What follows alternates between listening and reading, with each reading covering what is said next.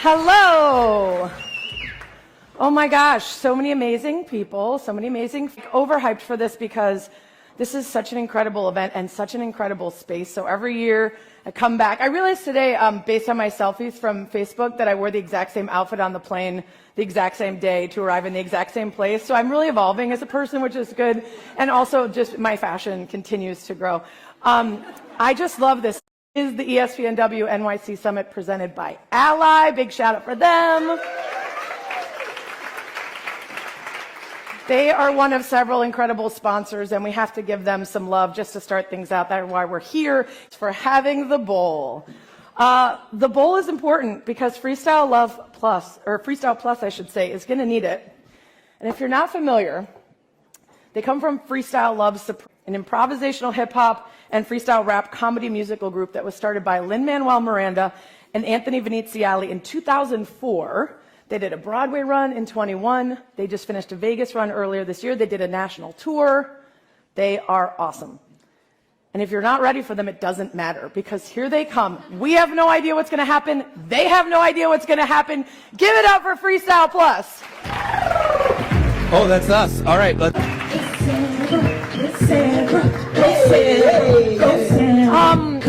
How awesome is that? Sorry, Texas. We're supposed to speak off the top of our head. Sorry, not sorry.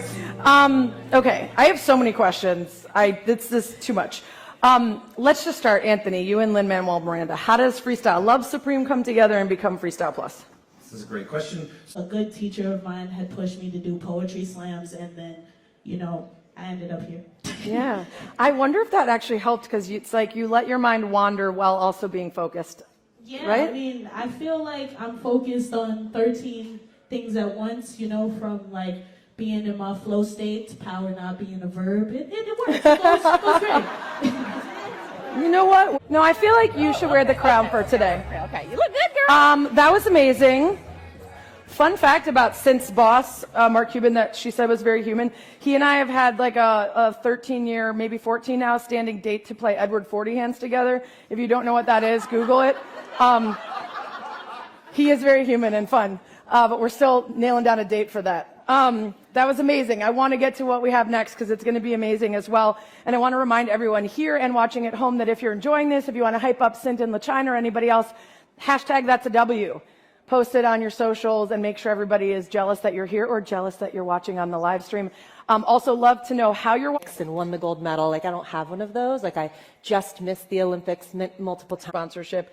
Your literal salary depends on how well you're racing, right? And you're trying to make an Olympic team, top 3 spots.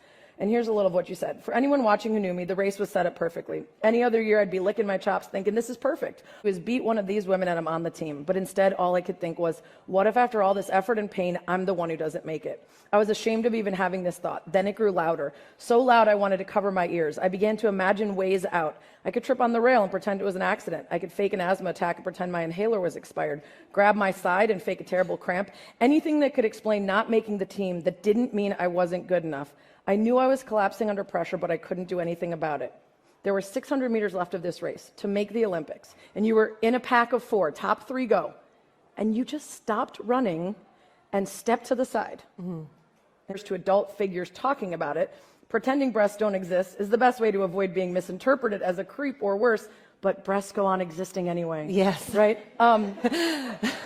So how do you balance the sensitivity about talking about things like that with the reality that they are part of competing?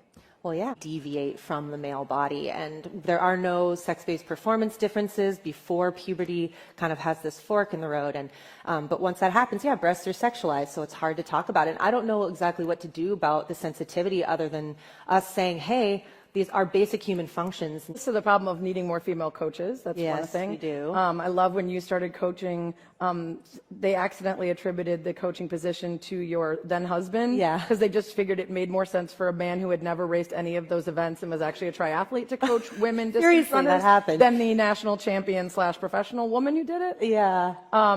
Yeah, it was really Cool. weird when we Yeah. launched that team. And Our definition of gender equality has been getting what men have the way they have it.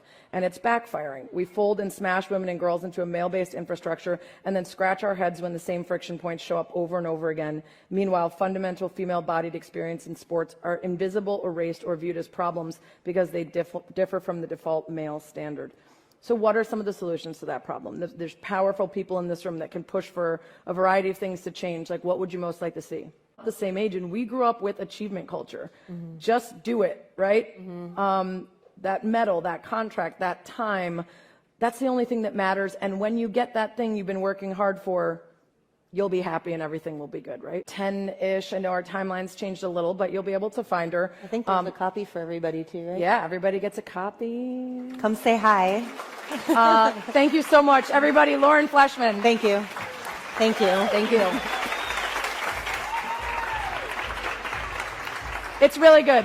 Really, really good. I really recommend reading it. We're going to take a lunch break, but don't move just yet. Live stream audience, I need you back at 1:20 Eastern. We're going to have a live Laughter Permitted with Julie Foudy and NASA astronaut Nicole Mann. We're super excited for that. My folks here. How does that work? And actually being able to activate and do things as well, and not being able to wear the shoe on court and all of those things. So there are a lot of Another job really is to keep up with just the rules. Dan, the new NCAA president, Charlie Baker, said, the biggest challenge with NIL right now is what I will call a consumer protection one. One of the things I heard about most when people started ringing my phone up, which was, there are no rules, there's no transparency, there's no accountability, there are no standards, and we're putting student athletes and families in a rough position because of that. So right now, what are the real guardrails, and have you seen any meaningful accountability or punishments for not following them? So there are two basic rules. comes into play, and calling it out. And Do you do that? Do you go to the Absolutely. schools? Or where would you go? Straight to a collective?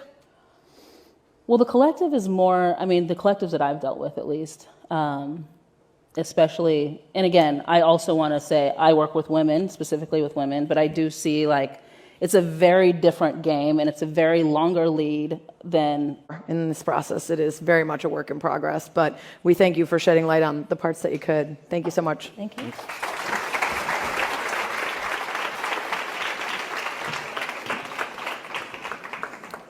Let's bring back someone who would have made bank if she had been a college. Everything you see and all of the staging, and so we're super grateful, of course, for their hard work. Our awesome sponsorship team, led by Caitlin Linehan, her whole team, Carly, they're just fantastic, and we like to think that we partner closely and in a way that feels super organic and brings all of the important messages of our partners and our events to life together. The amazing production team, they're behind that wall. You can't see them, they're hard at work. Ken Boudreau, our amazing producer Andy, our director Lisa, and so